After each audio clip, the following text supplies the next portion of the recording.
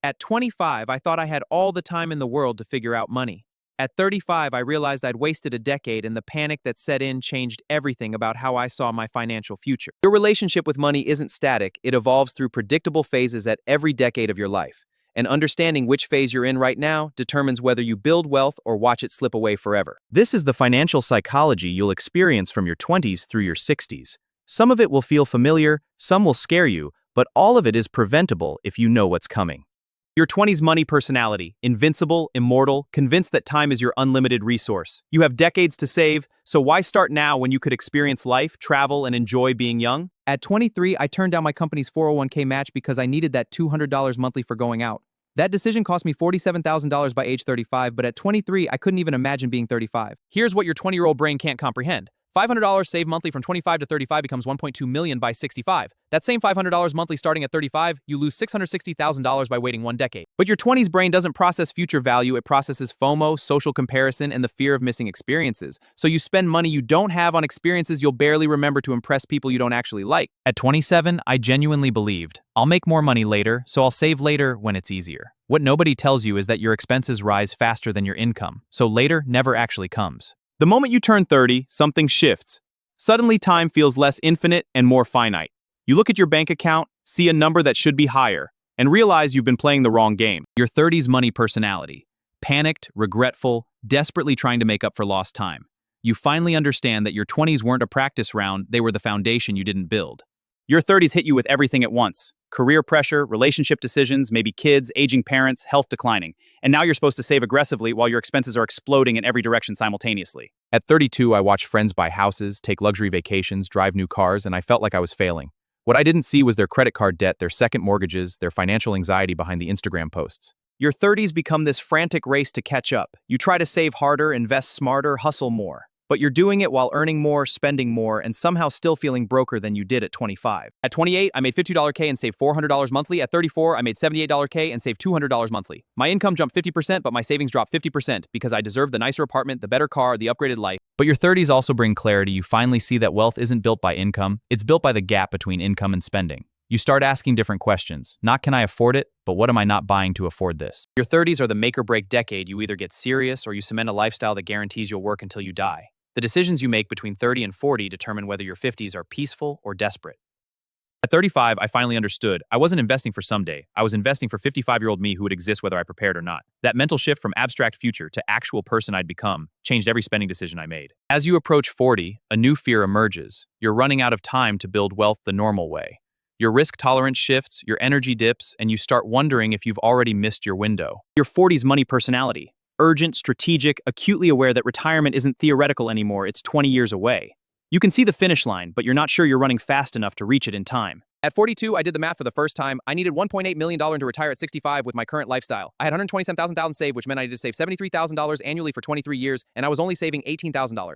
Your 40s force impossible choices. Your kids' college fund or your retirement, aging parents or your future, present comfort or long-term security. And every choice feels like you're abandoning someone you love, including future you. The good news, your 40s are typically your peak earning years. You're experienced, valuable, at career peak. The bad news, your expenses are also peaking. Mortgage, kids, health costs, aging parents, college tuition looming. At 44, I calculated what I'd have if I'd started saving at 25 instead of 35. The $400,000 difference haunted me. But regret is expensive. It steals energy you need for the 20 years you still have to build wealth. Your 40s teach you to accept reality without surrendering to it. Yes, you started late, but you're not dead yet. The decade you wasted in your 20s is gone, but the 2 decades ahead are still yours to architect. At 46, I became ruthlessly aggressive with money, cut subscriptions, downsized car, canceled vacations, automated maximum savings. My friends thought I was having a midlife crisis, but I was having a midlife awakening. Your 40s come with a specific terror. What if I work until 70 and still can't retire? That fear either paralyzes you into inaction or galvanizes you into the most productive financial decade of your life. As 50 approaches, your money personality shifts again from urgency to resignation or determination. You either accept you'll work forever, or you decide these next 10 years will be your most disciplined yet. Your 50s money personality. Realistic, sobering, facing the mathematical truth of what's possible and what's not. Retirement is 10-15 years away, and the number you've saved either gives you peace or keeps you awake at night. At 52, I ran my retirement calculator for the 100th time. $680,000 saved, need 1.8 M, 13 years left. If I maxed out contributions and got 7% returns, I'd hit 1.4 M, close but requiring 0 emergencies and perfect discipline. Your 50s introduce a new variable. Your body starts breaking down, and healthcare costs skyrocket. The retirement you planned at 45 didn't account for the medical expenses you're experiencing at 54. At 55, you're simultaneously at career peak and career risk, expensive to employ, vulnerable to layoffs, too young to retire. You need this job for 10 more years, but you're watching younger, cheaper employees get hired around you. Your 50s force a brutal question. Do you downsize your lifestyle now to afford retirement, or maintain it and work until 70? At 53, I sold my house, moved to a smaller place, and banked $200K. My friends were horrified, but my retirement account wasn't. In your 50s, every financial decision has visible consequences. You can see exactly how it impacts your retirement date. That $40,000 car at 54 means working 8 extra months. Suddenly, the 3-year-old sedan looks really attractive. If you built wealth in your 30s and 40s, your 50s are peaceful, you're coasting toward a secure finish line. If you didn't, your 50s are desperate, you're sprinting toward a finish line that keeps moving further away. At 57, I finally accepted I wouldn't retire at 65 like I'd planned. It would be 68, maybe 70. But accepting reality freed me from the anxiety of fighting it. I could plan for what was, not what I wished was. As 60 approaches, your money personality crystallizes into one of two states: peace or panic. You either have enough to retire comfortably, or you're calculating how many more years you can physically work. Your 60s money personality: either profound peace from decades of discipline, or profound regret from decades of denial. There's no middle ground anymore. You either made it or you didn't, and the consequences are now unavoidable. At 62, you qualify for Social Security, but the difference between claiming at 62 versus 70 is 77% more income for life. If you built wealth, you can wait for maximum benefits. If you didn't, you're forced to take reduced benefits now and regret it forever. Your 60s bring the medical expenses you underestimated in your planning. Medicare doesn't cover everything, and the gaps are expensive. That $1.5 million you thought was enough? It might be $300K short when you factor in real healthcare costs for 25 years. At 65, you face the moment you've been planning for or dreading your entire adult life. Can you retire? If the answer is yes, you feel liberation. If it's no, you feel trapped by every financial decision you made decades ago. In your 60s, you either become a financial blessing to your kids and grandkids, or a financial burden they have to support. At 67, I could help my grandson's college at 35. Your 60s bring clarity about which decade mattered most, and for me, it was my 30s.